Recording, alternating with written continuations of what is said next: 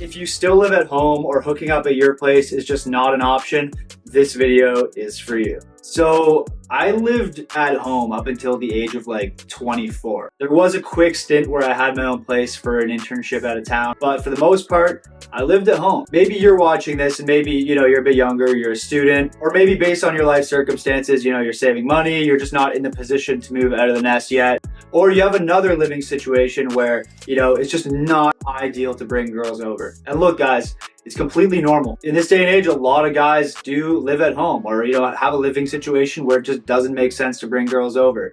But that doesn't mean you can't have a thriving dating life and get experience in the bedroom. You just kind of have to know how to navigate this scenario, and it's something I've been through. So in this video, I'm gonna give you a few key tips that helped me throughout my early 20s, and hopefully they help you as well. Okay, so tip number one, and this one probably goes without saying, but since your place is not an option, the first thing that you wanna do is establish if her place is an option. Because if it is, this is gonna save you a lot of headache down the line. You're not gonna have to figure out all these sneaky little ways to hook up. If her place is good to go, you're absolutely laughing. So a couple key tactics to, finding out if her place is ideal without getting into too much detail about why your place doesn't make sense. First off, it's something that I like to bring up in the kind of small talk and logistical stage while we're texting. While I'm making small talk, I'll usually kind of ask about like her living situation, whereabouts she lives, if she has roommates, stuff like that. For example, I matched with this girl on Tinder, and while I was texting her to set up the date, I said, whereabouts in the city are you? And she's like, I'm in the downtown core. What about you? And she also said, based on, my location on Tinder, she saw that I'm pretty far away. She's like, please tell me you're moving someplace closer. And I was like, yeah, I used to live in your area a while ago, but I'm staying out of the city right now just because, I have some circumstances coming up that just make it make sense for me. And she kind of continues with some small talk, kind of implying that like maybe she could come to my place, saying like, ooh, I've never been there, but it looks so nice. Kind of hinting at like, oh, I'd love to come by. Or, oh my God, it's a 1.5-hour commute. Do you have a car? Like basically implying like she'd love to come, but it's really far. And this kind of created a perfect segue for me to imply that like her place is probably just a better option. I planned on being in her area anyway. And I was like, I'm actually seeing some friends in the city after work tomorrow, but if you're up for it, maybe I can come by after with a bottle of wine and we can put your gaming skills to the test. We were talking about Mario Kart earlier. And she's like, yeah, sounds great. I do not own Mario Kart though, so if you want to bring yours or we can play something else. So just like that, boys, looks like she's down to chill at her place, which if your place is not an option is probably best case scenario. But for the remainder of this video, I'm going to give you advice that applies if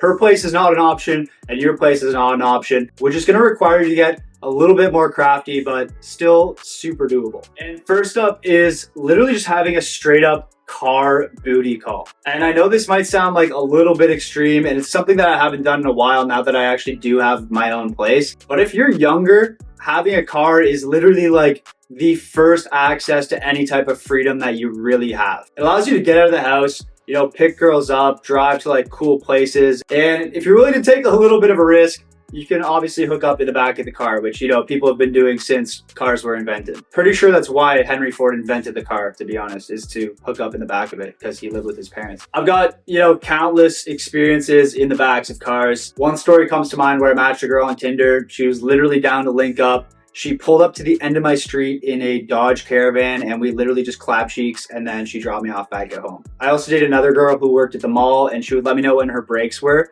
and I would literally just pull up to her work. We would like hook up in the back of my car and then she would just go back to work, throughout the day. This scenario really works best if it's just like completely upfront that you guys are literally just linking up for a car hookup because it's basically just, a quickie on wheels, but in a pinch, highly effective. Okay, now if the girl you're seeing is not just like a straight up booty call like the first scenario there was, and it's a little bit more of like a casual dating scenario, this next option is absolutely lethal, and that is the drive-in theater. Again, since the beginning of the invention of drive-in movie theaters, people have been hooking up at these, and there's no coincidence why. It's dark, it's romantic, there's, a certain amount of privacy in your car. And if both parties, live with their parents, it's kind of a place that just makes sense. Couple pro tips here. If you have like a hatchback car that the back seats can fold down and it doesn't have a trunk, but instead it has like a back window, these cars are usually a lot better for drive-ins because you can kind of fold down the seats, bring an air mattress, a bunch of blankets, some pillows, and kind of make like a little pillow fort / bed in the back of your car, which number one, even if you're not hooking up, are just extremely comfortable to sit in and watch a movie. And number two, if you are hooking up, just kind of, sets the mood. Just be mindful that things can get kind of steamy, and no pun intended, like it can actually get really humid in your car and all the windows can fog up. So just remember once in a while to roll down the windows a little bit, kind of let your car air out, or else it will get kind of musty in there. All right, and last but not least option as far as having a car is to go on a cool kind of scenic drive. So one of my favorite dates when it comes to car dates is picking her up, grabbing some slushies at 7-Eleven, maybe a bunch of candy, and just going for a nice long drive, windows down, country roads, music up, singing at the top of your lungs, doing your best Bradley Cooper and Lady Gaga duet together. Tell me something, girl. Rate my singing skills out of 10 down in the comments. You get the idea, guys. You're basically creating a fun vibe of a date. And, if you know a cool like escarpment or place to pull up with a nice view, super romantic, probably some making out is going to take place, and then from there, who knows where things can go. But this is always a really solid option if, again, you have a car. Okay, next section of the video, techniques if driving is just not an option for you. If you don't have a car, you live at home, things are just getting harder and harder for guys that are in this territory, but there are still a couple techniques that you guys can use. And there's one thing that I should really mention, guys, like as a man, you should be working towards getting freedom, eventually having your own place, but at the very least having your own car or access to a car that you can go on dates with. To women, these are all really good green flags. But another green flag, and probably one of the most important things that you can keep in mind when going on a first date, is looking fresh, like having a really good first impression. It's funny, when you meet up with a girl, the first thing that she's gonna notice about you is your appearance, like literally your outfit. How well put together are you? And after reviewing like hundreds of Tinder profiles, I see it time and time again. Some of you guys look really good, like you're attractive guys, but your fits are just not well put together. And that's why for this video, I've partnered with Edge Lifestyle. Everything from kind of leisure outfits that you can wear out on casual dates to insanely comfortable and functional gym clothing, Edge Lifestyle has it all. I'm actually wearing Edge right now. Like literally my entire outfit is Edge. Got this sick bomber jacket. It's got some like cool little writing on the back here. They've got really nice joggers. They put so much attention to detail. Like they've even got like little elastic straps along the bottom so your shoes kind of pop up with a nice tapered ankle. But my personal favorite item from Edge is actually this sweater. It's got like a really nice textured material, and I know when girls touch this and feel it, they'll be like, damn, is that boyfriend material? If you pull up on a first date and you're looking nice and fresh, you're gonna leave a really good first impression and ultimately probably score a second date. So if you guys are looking to level up your style and add some great essentials to your wardrobe, I cannot recommend Edge strongly enough. So I put a link down in the description of this video. You guys can go check out Edge for yourselves. And to sweeten the deal, you can use code WingMan for 10% off. Okay, so let's say your place is not an option, her place is not an option, and you don't have a car. Your options are getting severely limited, but there are still a few techniques that you guys can use to hook up with each other. And actually one of the first times I ever hooked up with a girl was in this scenario where we actually went for a hike in kind of like a secluded area, found a bridge, explored under the bridge, went under, and we ended up hooking up under the bridge. Doesn't get more romantic than that, right? Look guys, even if your logistics are limited, if you guys want to hook up that badly with each other, you can find ways to make it work. Parties and social gatherings are also a great place to hook up. So if you guys have, a group of friends that's throwing a party, it really helps to know the person who's hosting that party very, very well, because if they kind of understand your situation and they're a close friend, typically they'll be a good host and, lend their bedroom or a private room for you guys to go and do your thing. But if you hang out in a group of friends that doesn't really party, that's totally cool as well. Another really good option is setting up kind of like group trips, whether it's camping trips or going somewhere out of town, maybe like renting out a cottage or something like that, where basically, your group can kind of mingle, have some fun, and there is some opportunity where you guys can get intimate with each other as well. Now, this next option isn't something I'd really recommend if it's like your first or second date or anything like that. But if you've been seeing a girl for a while, you guys are getting pretty serious and you're ready to hook up, but the logistics just make it insanely difficult, what I recommend is just planning out a night away, like a date night, where it makes sense to get a hotel.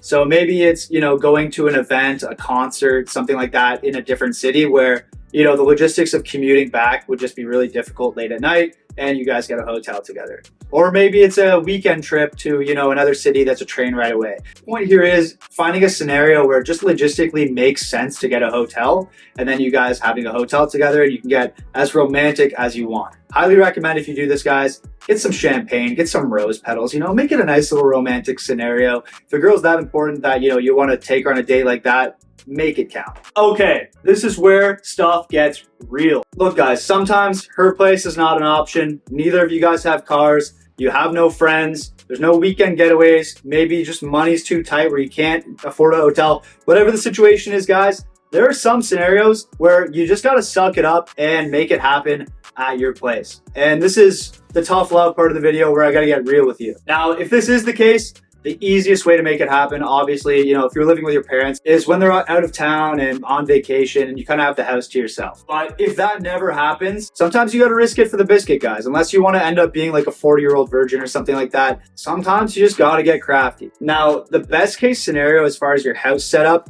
is if you have a basement bedroom. And I know it's cliche, like, oh, you live in your mom's basement. But as far as hooking up with girls when you live with your parents, that is probably like scenario A, like best case scenario.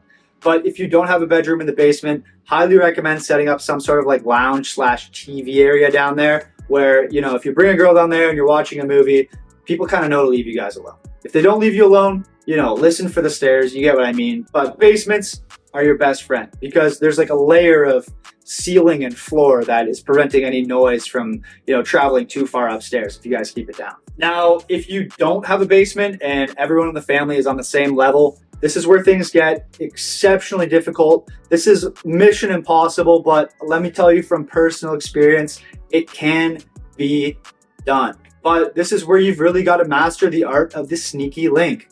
Couple pro tips here, guys. The later you do this at night, the better. You want to make sure everyone in your house is basically in REM sleep, like they're deep asleep when you do this, because the biggest risk is opening and closing the door can make a lot of noise, as well as, the footsteps of someone walking into your room. If someone hears footsteps of multiple people, they might panic and think it's a home invasion. So you got to keep it quiet. You want to make sure everyone's fast asleep when you do this. Another pro tip is if you plan on bringing girls home late at night, get in the habit of watching TV in your bedroom every night. That way the rest of your house kind of knows that there's going to be like a weird faint sound of people talking in your room. And they just know, oh yeah, buddy's just, up all night watching Superbad or whatever the you guys watch. Point is, if you plan on having a girl over on Friday night at 1 a.m., watch Naruto from Monday to Thursday in your room at like a moderate volume where it's not pissing people off, but there is a faint sound coming from your room.